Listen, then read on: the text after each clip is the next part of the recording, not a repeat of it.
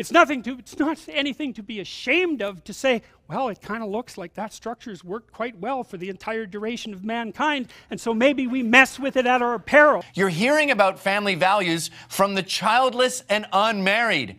Don't follow them.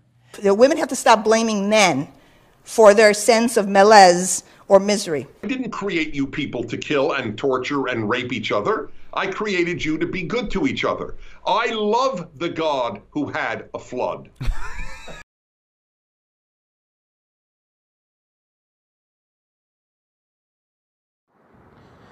Well, guys, I have a confession. Well, not a confession. I have a realization. My friend, Transcend Liberalism, just did an interview with an independent candidate named Larry Sharpe, Sharpe with an E. And I'm personally endorsing this man.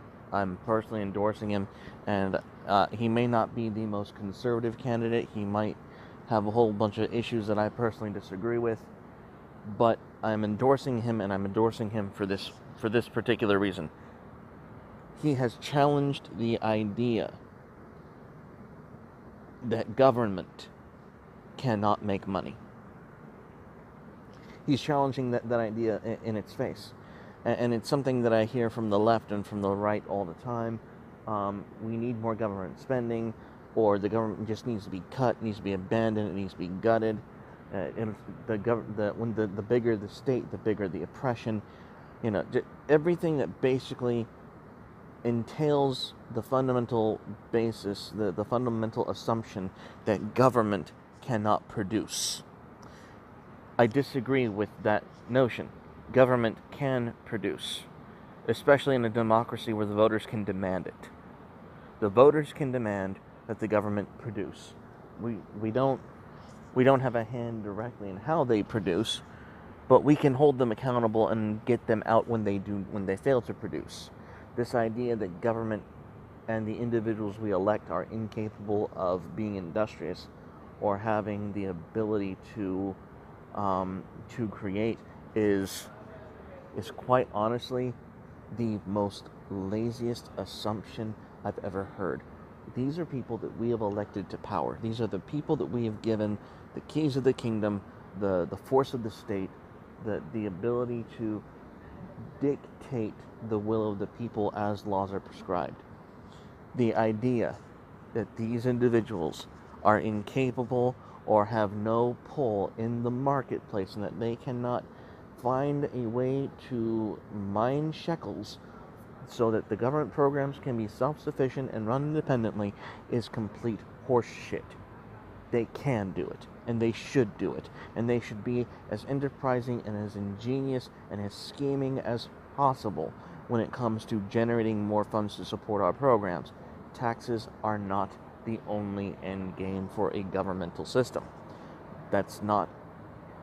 It's just the most efficient and direct way is taxes and direct funding. Like, you know, Patreon is good for content creators.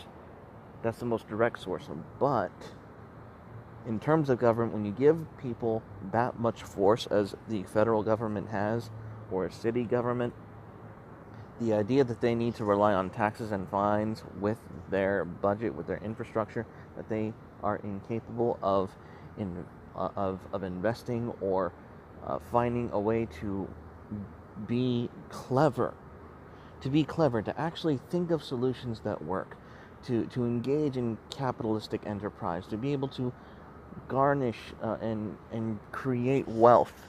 That the state is incapable of doing this is absolute crap. They can. It is absolutely within their power. One example that I point to is the Roman Colosseum. Now, the Roman Colosseum, much to their detriment, was a free service. They didn't charge admission. The fools. They went bankrupt, you know, entertaining the masses and killing lions and bears and each other. But, you know, they didn't think, oh, we could use this to fund our wars. No, they decided to just, you know, let everyone in. But today, you know, we have a prison population. And no, I'm not talking about gladiatorial fights, you ANCAP assholes. No. What I'm talking about is something that the West has been famous for, and something that is indicative of the West, and that is the redemption story. Westerners love a good redemption story. We love the idea of someone being brought down to the lowest of lows and then being able to work up to the highest of highs. We could have shows, whether it's cooking shows, whether it's tattoo art, whether it's shop design, whether it's shop mechanics, whether it's racing, whether it's pick anything. And we have a prison population of convicts who we honestly don't want there. These are people who might have been victim of, victimless crimes or drug charges or, minor things that we in society don't really look down on all that harshly anymore.